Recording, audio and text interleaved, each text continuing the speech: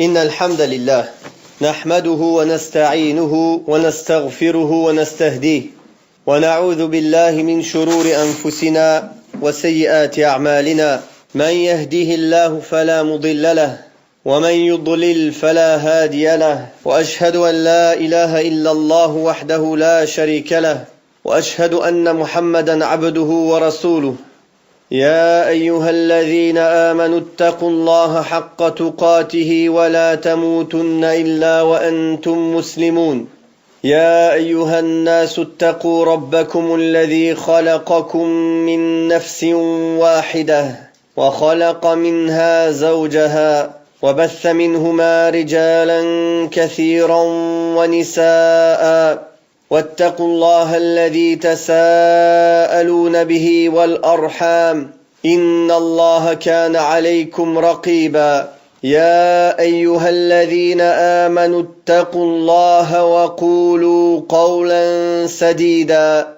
يصلح لكم أعمالكم ويغفر لكم ذنوبكم ومن يطع الله ورسوله فقد فاز فوزا عظيما أما بعد فإن أصدق الحديث كتاب الله وخير الهدي هدي محمد صلى الله عليه وسلم وشر الأمور محدثاتها وكل محدثة بدعة وكل بدعة ضلالة وكل ضلالة في النار.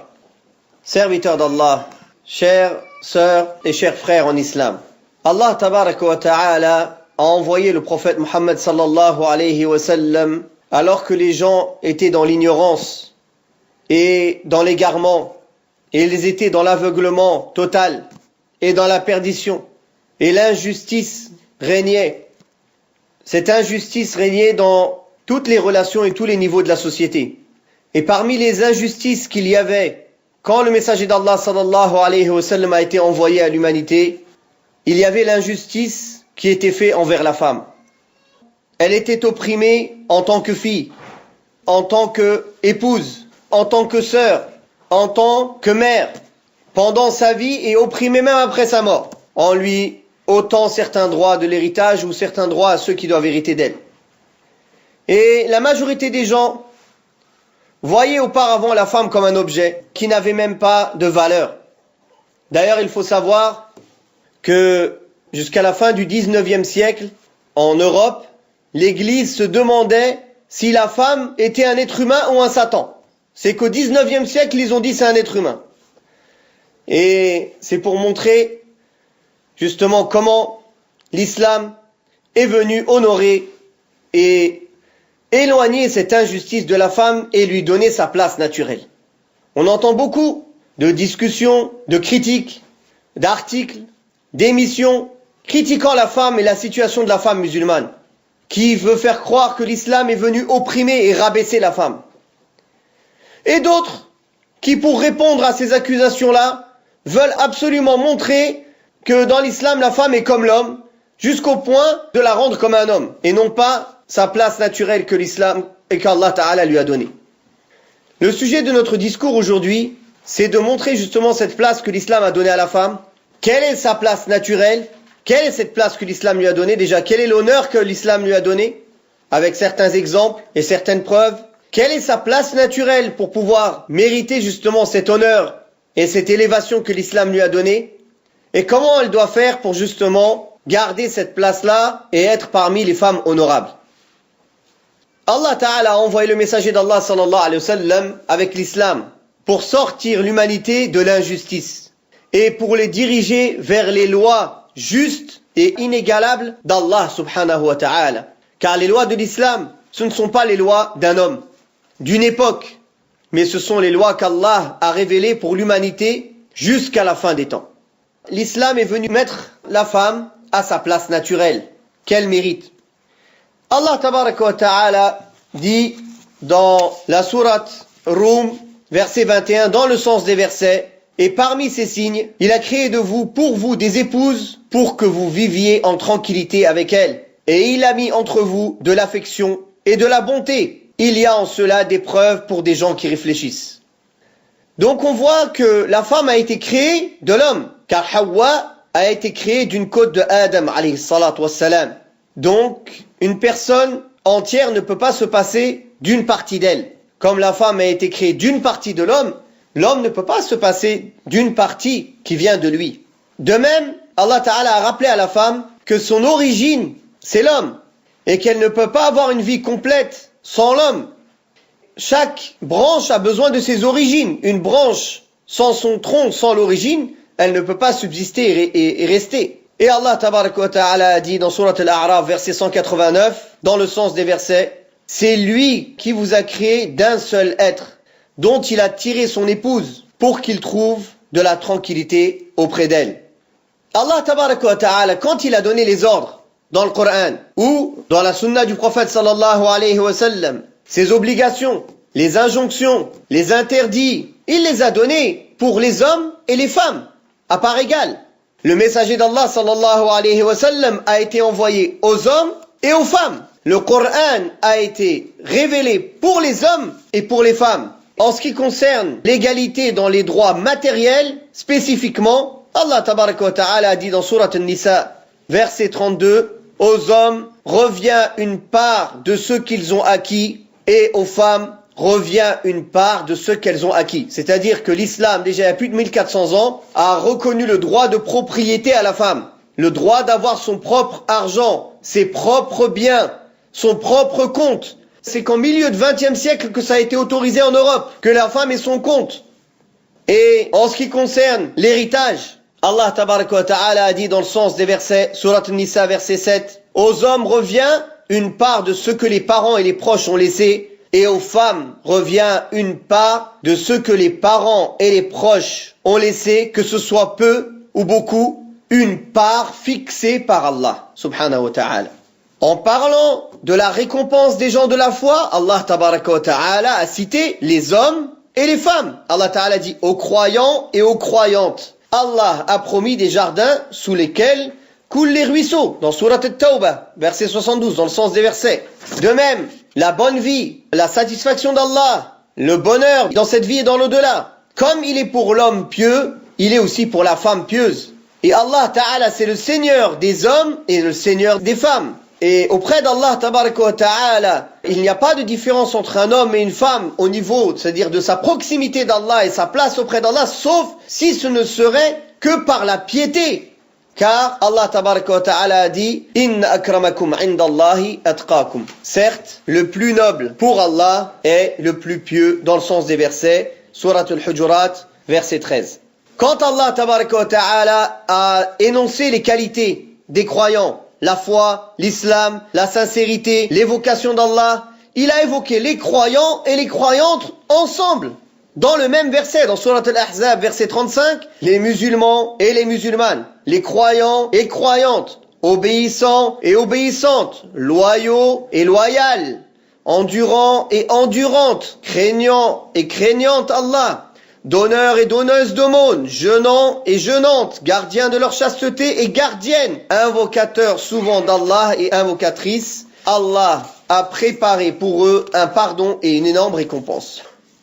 Quand l'islam est venu, il a appelé à la fois les hommes et les femmes. Il faut savoir que les femmes aussi ont fait l'effort dans le début de l'islam, comme les hommes ont fait l'effort et les sacrifices. Même dans le Coran, Allah Ta'ala a cité certaines femmes croyantes, dont l'une d'entre elles vaut des millions d'hommes.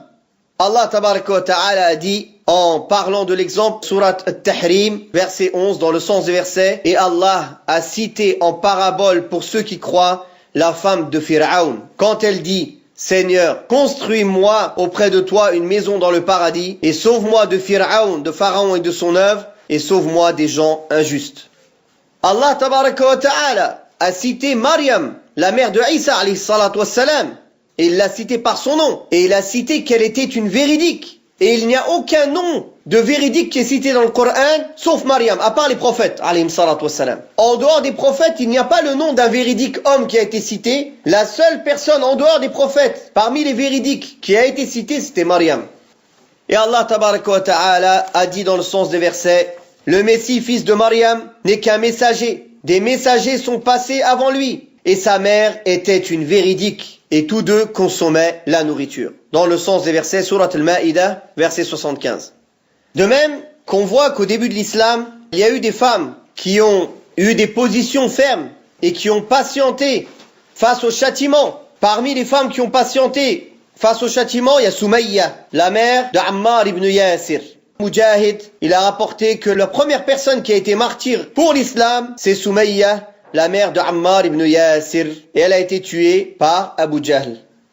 De même, Aïcha radiyallahu anha, la mère des croyants et épouse du prophète Muhammad sallallahu alayhi wa sallam, a dit: béni soit celui qui entend tout. Je ne cesse d'entendre les paroles de Khawla bint Tha'laba, bien qu'une partie m'ait échappé, qui est venue se plaindre de son mari auprès du messager d'Allah sallallahu alayhi wa sallam, en lui disant: il a réduit ma jeunesse à la vieillesse, en lui donnant une nombreuse descendance. Mais une fois devenue vieille, et je me suis trouvé dans la ménopause, il vient de me répudier en me disant: sois comme le dos de ma mère.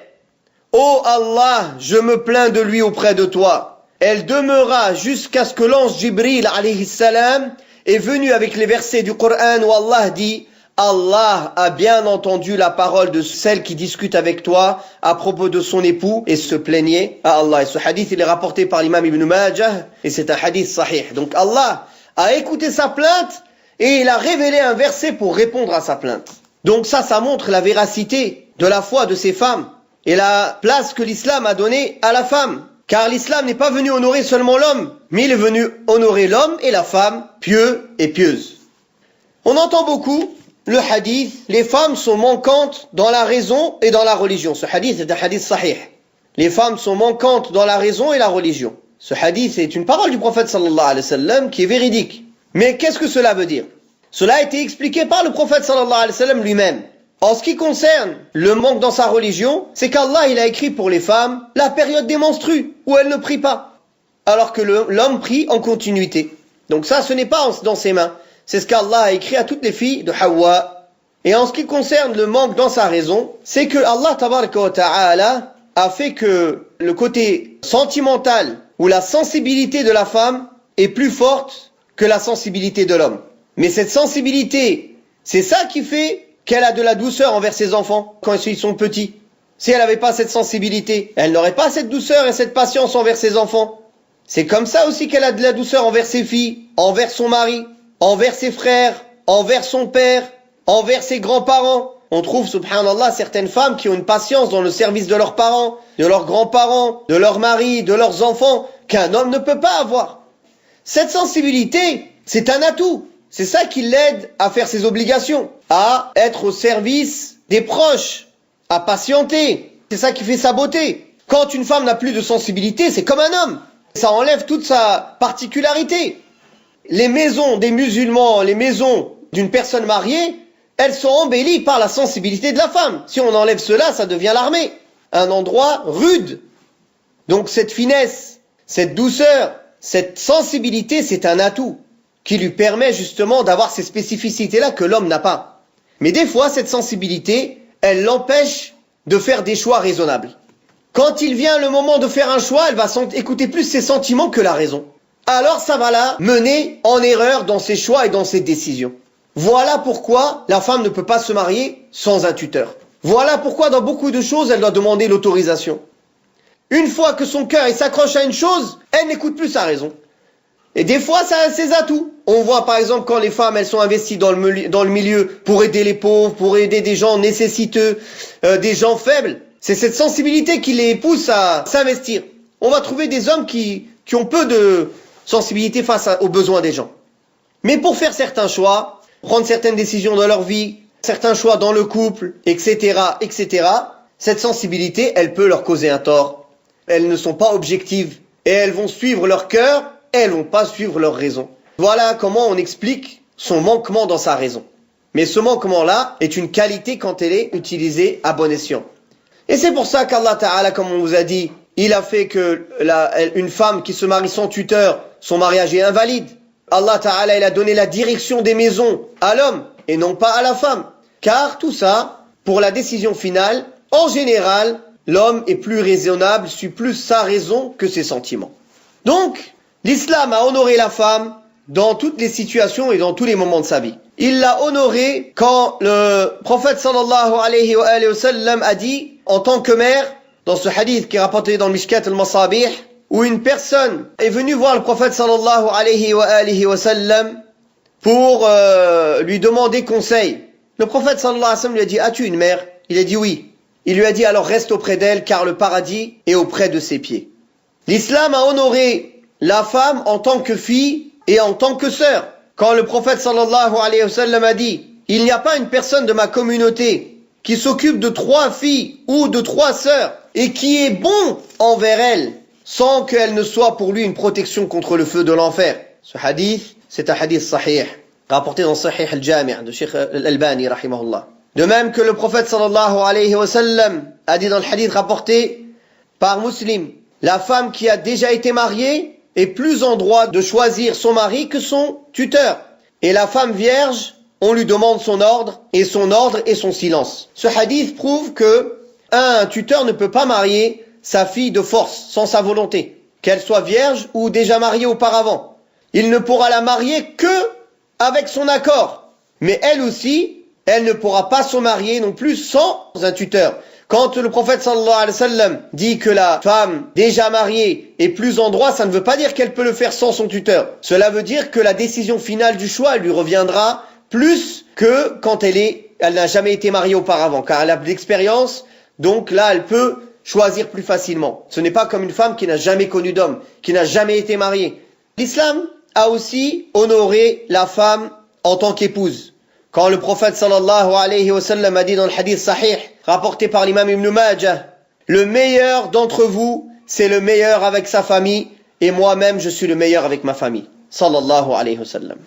Le prophète sallallahu alayhi wa sallam nous a donné aussi, au pèlerinage d'adieu, un conseil à tous les musulmans.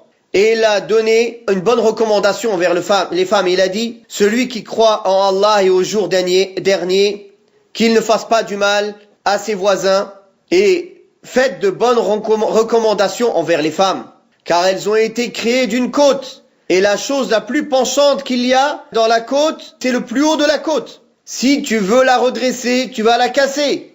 Et si tu la laisses, alors elle reste tordue. Faites de bonnes recommandations envers les femmes. Donc le prophète sallallahu alayhi wa sallam a certes recommandé d'être bon envers les femmes dans le pèlerinage d'adieu, dans un discours commun à tous les musulmans. Ce hadith il est rapporté par l'imam al-Bukhari. Tout ce qu'on vient de citer, de l'honneur que l'islam a donné à la femme ou à l'homme, cela est lié à certaines conditions. Allah tabaraka wa ta'ala dit dans le sens des versets dans Surat At-Tin: nous avons certes créé l'homme dans la forme la plus parfaite, ensuite nous l'avons ramené au niveau le plus bas, c'est-à-dire avec ses passions. Quand il suit ses passions, il ne veut pas suivre la législation. Sauf ceux qui croient et accomplissent les bonnes œuvres, ceux-là auront une récompense jamais interrompue. Donc la condition pour être élevé, pour ne pas être au plus bas, c'est d'avoir la foi et de faire les bonnes œuvres. La foi en Allah, c'est ce qu'on dit avec la langue, ce que l'on croit avec le cœur et ce que l'on fait avec les membres du corps. Et cette foi, elle doit avoir un effet. Parmi les effets de la foi, c'est qu'on est guidé dans le bon chemin. Allah Ta'ala dit: ceux qui ont la foi, dans le sens des versets, et qui font des bonnes actions, leur Seigneur les guidera par leur foi, avec leur foi. Cette foi, elle a des effets aussi dans la fraternité qu'on a entre les croyants. Cette foi, elle s'entretient en apprenant premièrement le tawhid. Quel est le droit d'Allah Ta'ala sur nous? Dans le fait de l'adorer sans lui donner aucun associé, de le connaître, de connaître ses attributs et de savoir que c'est lui seul qui mérite l'adoration. Et c'est lui le créateur et le détenteur et le possesseur et celui qui dirige toutes choses, subhanahu wa ta'ala. Aussi, en apprenant les bases de notre religion, en apprenant le Coran et en le lisant, en méditant le Coran al-Karim. Allah Ta'ala dit: Inna hadha al-Qur'an yahdi lillati hiya aqwam. Certes, ce Coran guide à ce qu'il y a de meilleur. Allah Ta'ala dit dans le sens des versets: et nous descendons du Coran dans lequel il y a une guérison et une miséricorde pour les croyants. De même qu'il faut étudier la biographie du prophète sallallahu alayhi wa sallam, de s'entourer aussi de bonnes personnes, car la personne a la même religion que son meilleur ami, comme le prophète sallallahu alayhi wa sallam a dit, et de faire les bonnes actions avec constance. Et une bonne action, c'est les actions faites sincèrement pour Allah, en concordance avec la sunna du prophète sallallahu alayhi wa sallam. Parmi les choses les plus importantes pour une femme, c'est le fait de rester à la maison. Pourquoi? Car la maison, c'est le lieu où la plupart des obligations de la femme sont présentes. Et on va expliquer cela.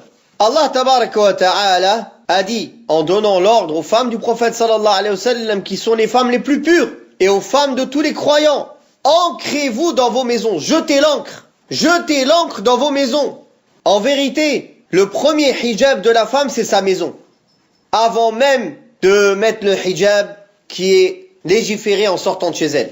Il a été rapporté que Abdullah ibn Mas'ud, que son épouse lui a demandé de lui acheter un djilbab. Un djilbab, c'est un long vêtement, vous connaissez sûrement. Alors, Abdullah ibn Mas'ud n'a pas voulu lui acheter de djilbab. Il lui a dit, j'ai peur que je t'achète un djilbab et tu vas laisser le djilbab qu'Allah il a fait pour toi et tu vas mettre mon djilbab à moi et tu vas sortir. C'est quoi le djilbab qu'Allah il a fait pour la femme? C'est sa maison. La maison, c'est l'endroit où la femme fait son devoir. Quel est son devoir? Premièrement, être au service de son mari, éduquer ses enfants, préserver cette maison. La femme, c'est le pilier principal de la maison. Si elle n'est pas là, toute la maison elle s'écroule. C'est très compliqué.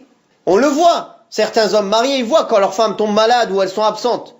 Devoir s'occuper de tout, des enfants, l'éducation, le suivi, sans parler des tâches ménagères.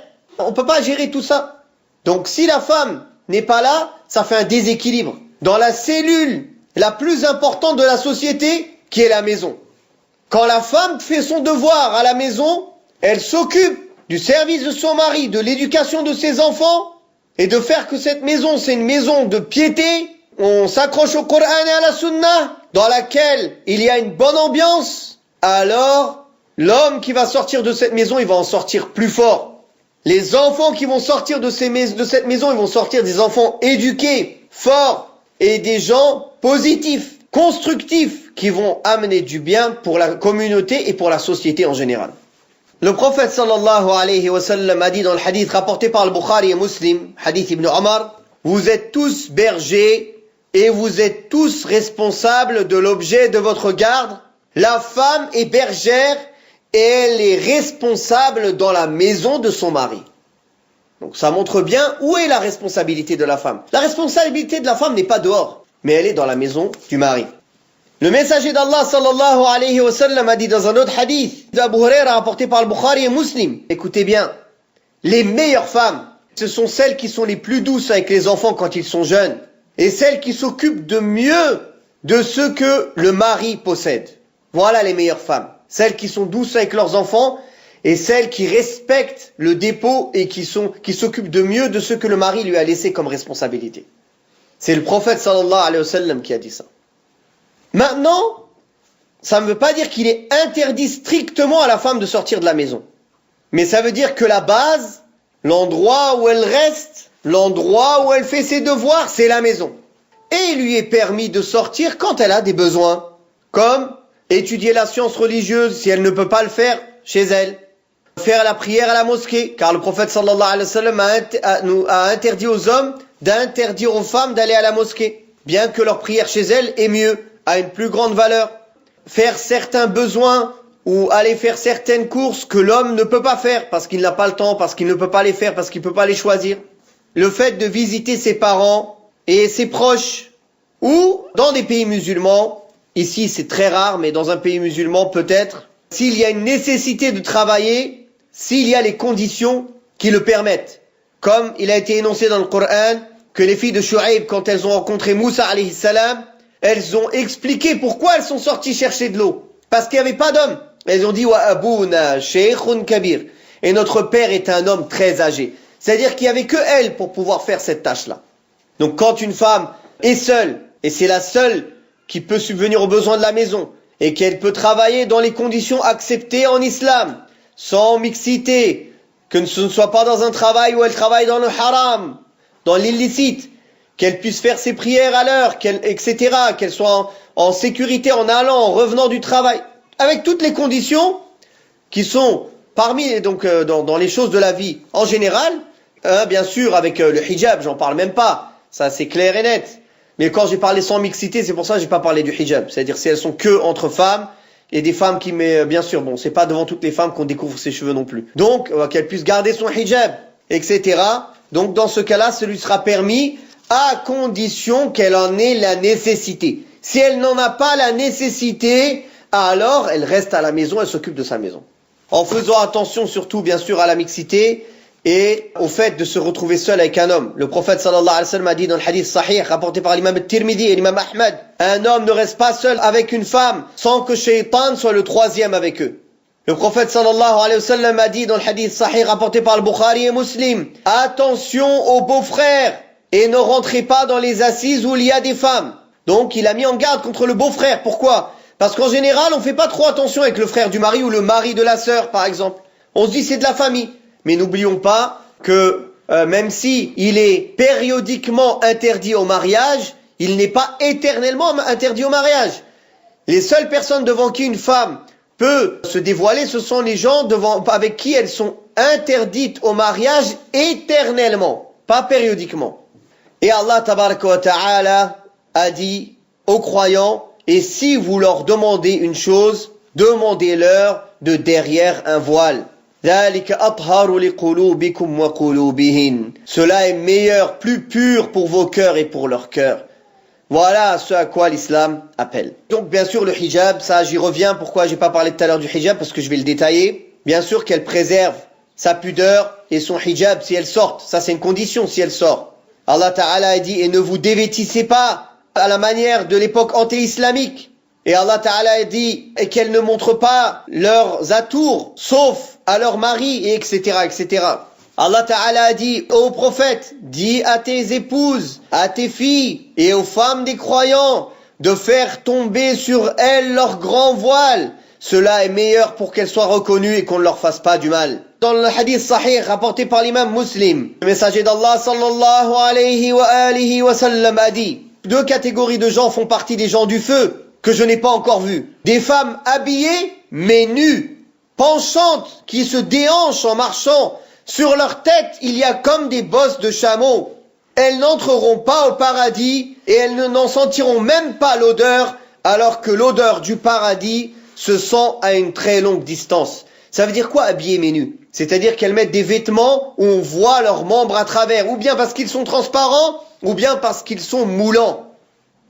Et quand il a parlé dans leur manière de se déhancher en marchant, et aussi de laisser les chignons ou bien les espèces de couettes qui mettent les cheveux en l'air. D'ailleurs, c'est une nouvelle mode dans certains pays arabes et on voit certaines sœurs ici, elles mettent sous le hijab leurs cheveux en l'air.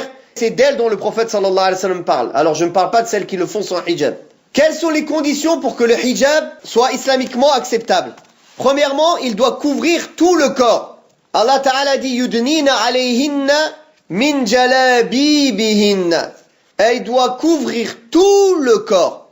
Il y a divergence. Est-ce qu'il est obligatoire ou seulement recommandé de couvrir le visage et les mains ? Mais sinon, tout le reste du corps, il doit être couvert obligatoirement sans divergence.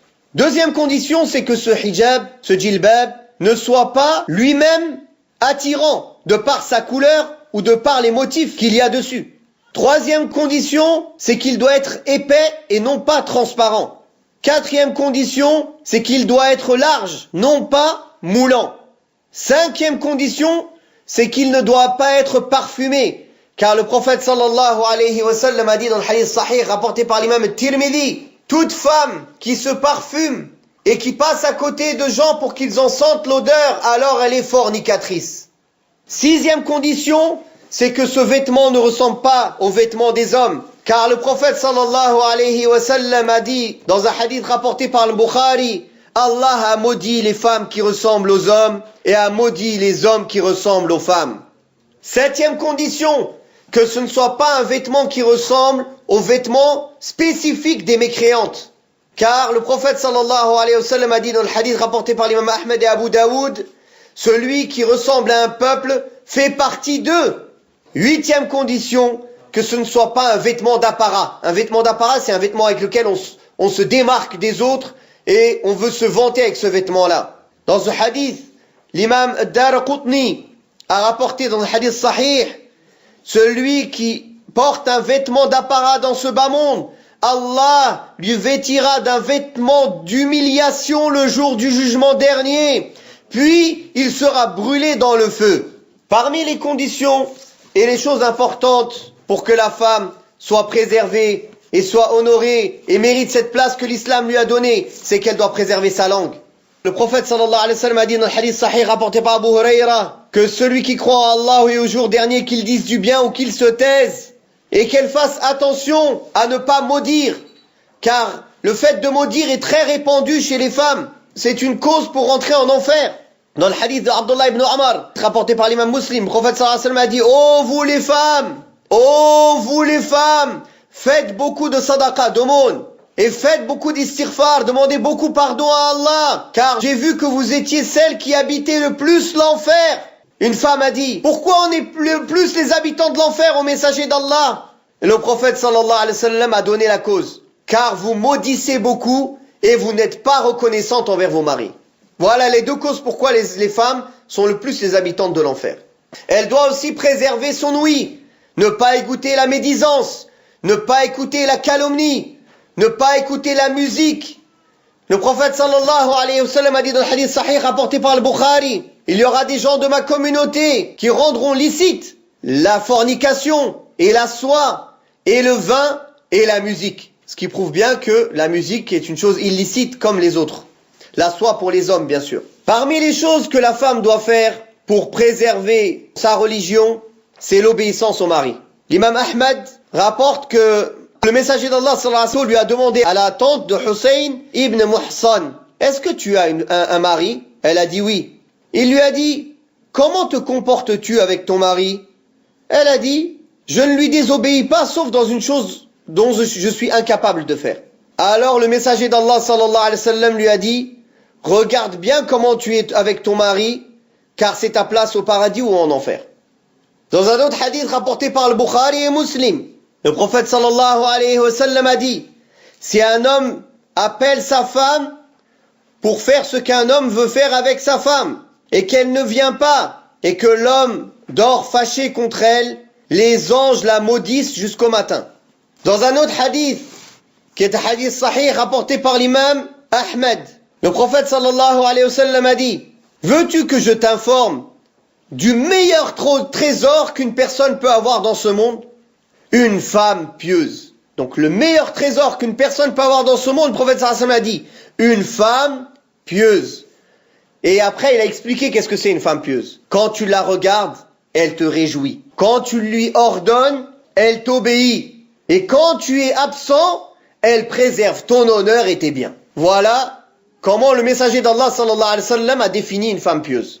Quand elle est mariée, l'obéissance du mari passe avant l'obéissance des parents. Quand elle n'est pas mariée, l'obéissance des parents passe avant. Il n'y a pas de mari. Parmi les choses qu'elle doit faire, c'est conseiller le bien et déconseiller le blâmable. Car Allah Ta'ala a choisi cette communauté pour être une communauté qui conseille le bien et déconseille le blâmable. Dans le hadith rapporté par l'imam Muslim, le prophète sallallahu alayhi wa sallam a dit: celui qui appelle à une guidée, il aura la récompense de tous ceux qui la suivent sans en diminuer aucune part de rien. Et là, je vais vous donner l'exemple de deux femmes pieuses, comment elles étaient. La première, la femme de Abi Talha. Le fils de Abu Talha, il était très malade. Abu Talha est sorti et son fils est mort pendant qu'il était en dehors de la maison. Quand il est revenu, il a demandé à sa femme: comment est mon fils? Sa femme Sulaym a dit: il est plus calme que jamais. Alors elle lui a devancé un repas, le repas du soir, le dîner. Il a mangé. Puis elle s'était embellie. Et il a fait avec elle ce qu'un homme fait avec son épouse. Quand ils ont fini, elle lui a dit: va enterrer ton fils. Elle lui a même dit dans un autre hadith, dans une autre version: que dirais-tu d'une personne qui t'a prêté une chose, puis qui la récupère après? Il dit: c'est normal. Il a dit: alors réjouis-toi ou bien sois satisfait du départ de ton fils. C'est-à-dire Allah, il a récupéré ce qu'il t'avait prêté. L'homme s'est fâché, Abu Talha s'est fâché. Il lui a dit: tu t'es souillé avec moi alors que mon fils il est mort. Il a été raconté cette histoire au prophète sallallahu alayhi wa sallam. Le prophète sallallahu alayhi wa sallam a dit: est-ce que vous avez eu cette nuit des rapports? L'homme a dit oui. Le messager d'Allah sallallahu alayhi wa sallam a dit: qu'Allah bénisse dans ses rapports. Elle a eu un enfant. Il a dit à Abu Talha: garde-le jusqu'à que tu viennes avec lui. Il est venu avec cet enfant, il l'a emmené au prophète sallallahu alayhi wa sallam avec des dates. Le prophète sallallahu alayhi wa sallam l'a pris, l'a mâché, il a fait tahnik, ce qu'on appelle le tahnik, il l'a mis sur son palais. Et il l'a appelé Abdullah. Et Muhammad ibn al-Musanna a rapporté que Abdullah, il a eu 10 enfants, ils ont été tous hufad al-Qur'an. Des gens qui connaissaient le Qur'an par cœur. Donc regardez cette femme, comment elle a fait tout pour faire accepter la destinée d'Allah tabaraka wa ta'ala à son mari. Deuxième exemple, c'est notre mère Khadija, radiyallahu anha. Quand le messager d'Allah sallallahu alayhi wa sallam a eu la révélation, qu'il est revenu, il avait vu Jibril sous sa vraie forme, il avait peur, il lui a dit couvrez-moi, il a eu peur d'être touché par une folie ou par quelque chose, il ne connaissait pas qu'est-ce que c'était la révélation sallallahu alayhi wa sallam. Elle l'a réconforté, elle lui a rappelé que c'était quelqu'un de bon et que Allah ne va jamais le délaisser. Elle l'a aidé avec sa personne, elle l'a aidé avec son argent, elle ne lui a jamais donné de soucis. Elle a été toujours là pour le soutenir. Elle ne lui a jamais causé une peine. Elle n'a jamais élevé la voix sur lui. Radiyallahu anha.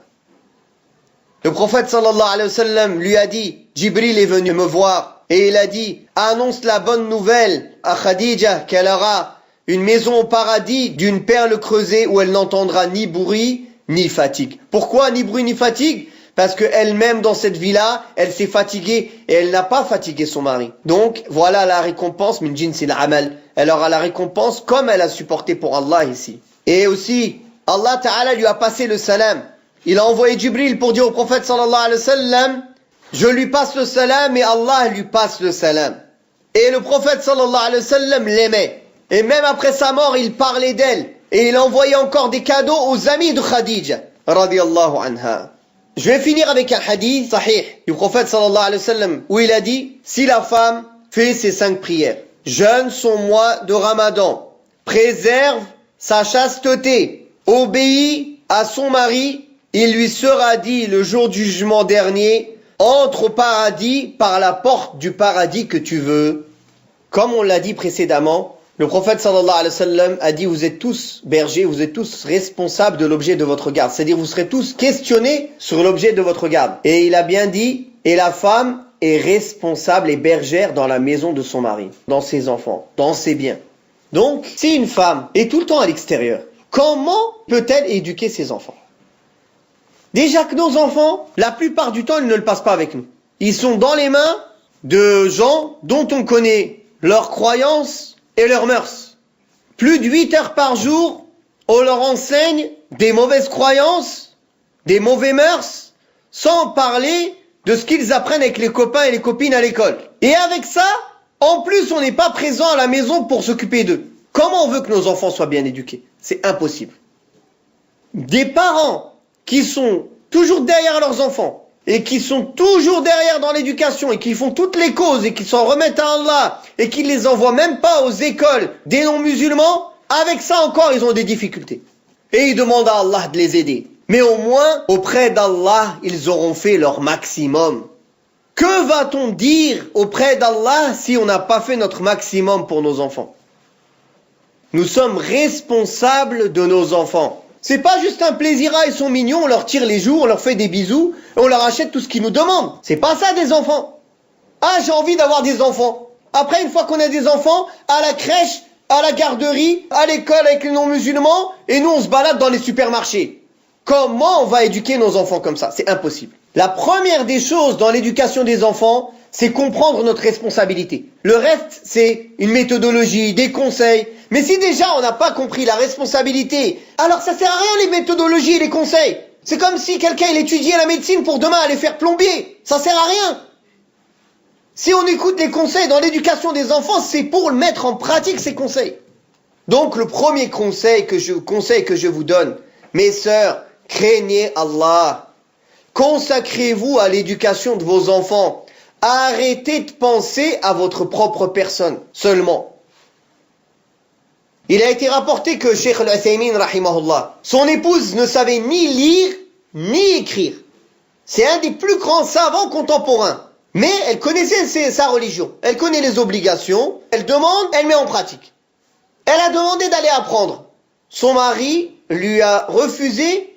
Il lui a dit, pour l'instant, ta priorité, c'est l'éducation de tes enfants. Quand les enfants sont devenus grands, il l'a encouragée, elle a appris et il l'a aidé à apprendre. Aujourd'hui, on ne connaît pas les priorités.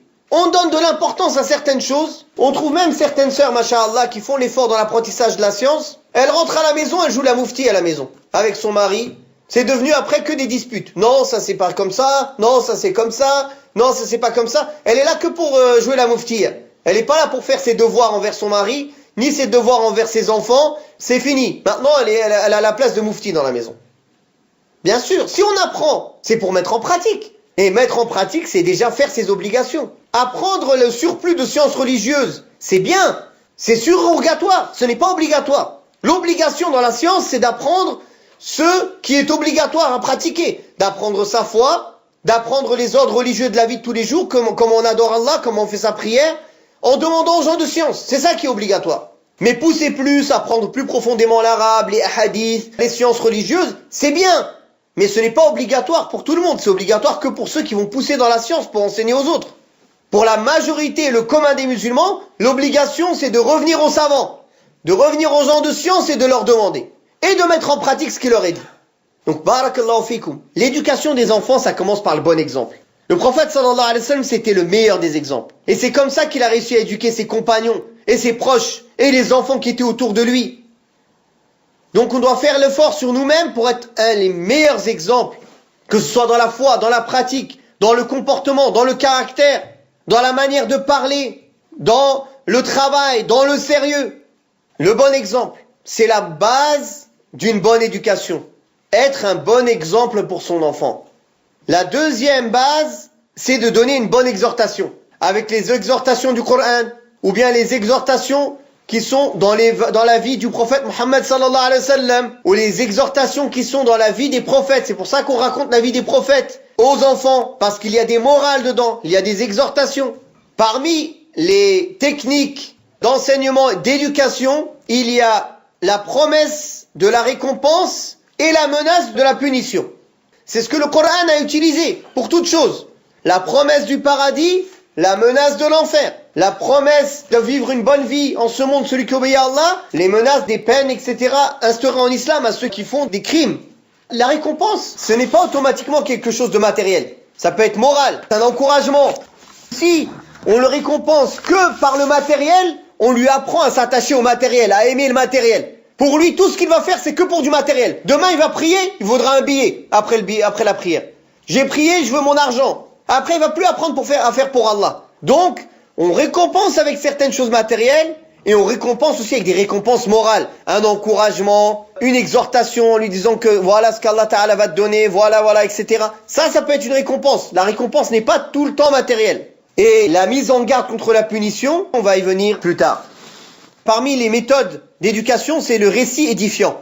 Ils sont d'une grande efficacité. Quand on utilise par exemple des récits, des exemples de la vie courante, cette personne elle a obéi, cette personne elle a fait comme ça, voilà, regarde comment elle a réussi. Et cette personne elle a été mauvaise, voilà ce que lui est arrivé. Donc c'est des choses réelles, qui sont palpables, visibles, qui existent, qui peuvent être un moyen d'attirer l'attention de l'enfant.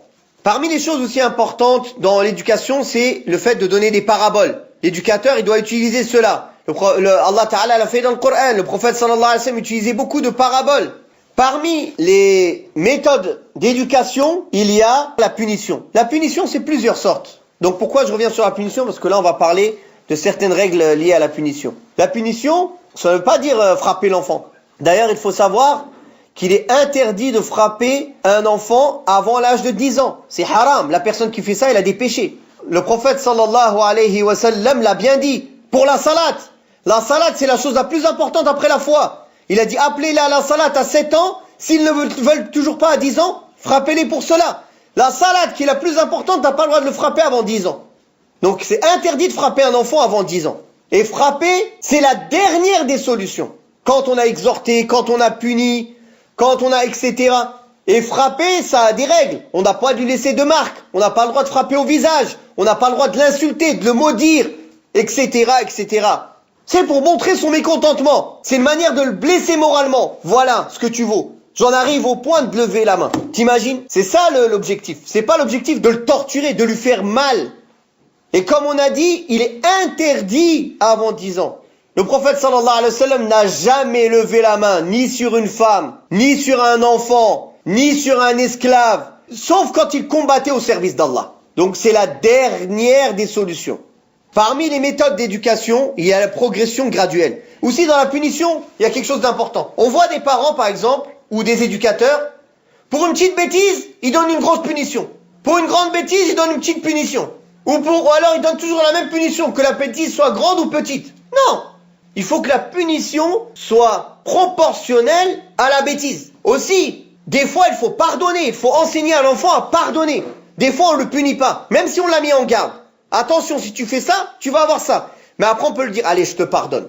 Pour cette fois, je te pardonne. Comme ça, l'enfant aussi, il apprend le pardon. Il apprend pas à être intransigeant. Demain, il va avoir une femme, ou il va être avec des gens, il apprend à être intransigeant, il n'apprend pas à pardonner. Parce qu'on a été toujours que intransigeant avec lui. Non. Des fois, on le pardonne quand on voit qu'il y a un intérêt à le pardonner. Et des fois, on le punit quand on voit qu'il comprend pas avec le pardon. La punition, ça peut être une remontrance. Une remontrance, c'est une punition déjà. Autre chose. L'éducation, c'est pas après 12 ans. C'est fini à 12 ans l'éducation. C'est de 0 à 12 ans. Après de 12 à 18 ans, on complète. Maintenant, on trouve des parents, mazal srir, khalli mazal srir, khalli mazal srir, khalli. Dès qu'il fait un caprice, il lui donne. Il est en train de pourrir son enfant. C'est à cause de lui que son enfant il sera pourri demain et qui peut-être il prendra un mauvais chemin dans sa religion. Parce qu'il lui donne pas de limites. Même petit, un enfant lui donne des limites. Mais on le frappe pas. On peut le punir en lui disant c'est pas bien, en se mettant face à lui expliquant, en le mettant, je ne sais pas, même pas une minute assis dans un coin tout seul, ou je sais pas, il y a plusieurs méthodes. D'ailleurs, le prophète sallallahu alayhi wa sallam lui-même utilisait ce mode de punition, l'exil. Il a exilé ses femmes pendant 1 mois, les compagnons qui ne sont pas partis en djihad avec lui. Donc des fois, le fait de ne plus parler à quelqu'un, ça lui fait encore plus mal. Toute la maison, elle lui parle plus, par exemple, quand il fait une bêtise grave. Comme ça, il va comprendre que c'est pas bien ce qu'il fait. Aussi, on voit des parents, l'enfant il a 4 ans, et veut déjà le faire sauter 1, 2, 3, 4 classes. C'est pas pour rien, surtout quand les enfants sont très petits, 1 année de différence, c'est une très grosse différence par rapport à ses capacités. C'est pas comme un adulte ou un adolescent. Il faut pas s'empresser de faire sauter des classes à l'enfant et lui faire sauter des étapes, que ce soit à l'école, que ce soit dans les choses de la religion, que ce soit dans toutes choses. On progresse avec lui graduellement, selon son niveau de compréhension et selon ce qu'il est capable de supporter. Les enfants très petits, ils peuvent pas se concentrer longtemps. Donc on fait plusieurs petites coupures. On transmet un enseignement, 10 minutes, un quart d'heure. Après ça va être un jeu autour de ça, je sais pas, une demi-heure, 3/4 d'heure. Après ça va être une pause. Dans toute une journée, peut-être il y aura même pas eu 40 minutes d'enseignement. Tout le reste, c'est ce qui aide à ce que cet enseignement soit compris. Autre chose, un conseil. Ne lisez pas les livres des psychologues et des psychiatres ou je ne sais quoi. Ils n'ont pas du tout les mêmes bases et la même compréhension de l'éducation ou de l'être humain et de l'âme que nous. Eux, ils croient pas dans l'invisible déjà. Ils croient pas en l'âme, ils croient pas en la foi, ils croient pas en ces choses-là. Ils essaient de donner une explication raisonnable à chaque chose. Le maître de la psychologie, c'est Freud. Et Freud dit que tout petit garçon, il est amoureux de sa mère. Alors imaginez-vous un petit peu comment il réfléchit. Et qu'en vérité, après, quand il cherche une femme, il cherche en vérité à compenser ce qu'il n'a pas trouvé chez sa mère. Voilà, leur psychologie, elle est basée sur quoi? Un psychologue, il vous écoute 1 heure, lui, il est payé pour ça. Vous pouvez raconter n'importe quoi. Lui, son objectif, c'est ne pas vous contredire. Il doit jamais vous contredire. Alors, il vous laisse parler, vous dites n'importe quoi, il dit oui, je vous comprends, etc. Et à la fin, il essaye de quoi? De vous décomplexer. Comment? En vous enlevant toute limite morale. L'objectif d'un psychologue, c'est travailler sur le patient pour plus qu'il ait de limites morales. Parce que pour lui, tant qu'il a des limites morales, c'est ça qui fait qu'il n'est pas heureux. Parce qu'il s'en veut, parce que sa conscience, elle fait qu'il se demande, il se dit c'est pas bien ce que j'ai fait. Donc pour qu'il enlève ce sentiment de culpabilité, faut qu'il enlève les limites morales, il n'est plus de limites. Pour lui, tout est permis. Comme ça, il n'aura jamais le sentiment de culpabilité. Voilà le travail d'un psychologue. Donc si vous voulez mettre vos enfants dans les mains de ces gens-là, allez-y. J'entends des musulmans, des musulmanes pratiquants aller consulter des psychologues matin, midi et soir. Vous voulez perdre votre religion. Encore s'il y avait quelqu'un qui a étudié la science islamique profondément. Ça suffit pas qu'il soit psychologue musulman. Il faut qu'il ait étudié la croyance et le dogme islamique, étudié les sciences islamiques, et il a profité, il a fait le tri dans la psychologie, il a pris les choses qui étaient en concordance avec l'islam, il a laissé celles qui n'étaient pas en concordance. Encore lui, on pourrait aller chez lui pour prendre quelques conseils éducatifs. D'accord. Mais quelqu'un qui est juste musulman et psychologue, et il nous parle comme un non-musulman psychologue, sauf qu'il dit Inch'Allah, Allah, Inch'Allah, Inch'Allah, et au bout du compte, il dit la même chose. Ça ne sert à rien. Donc, barakallahu fikum, l'éducation, c'est une amana. Sur notre site internet institutsunna.com, il y a des cours sur comment réformer les foyers et l'éducation des enfants. Plus de 11 cours, plus détaillés que ça. Ça reprend les points dont je viens de parler, mais avec plus de détails, avec plus de preuves du Coran et du Hadith. Je vous conseille d'y retourner pour bien écouter cela, Inch'Allah. Le plus important, mes sœurs, craignez Allah, retrouvez votre rôle naturel.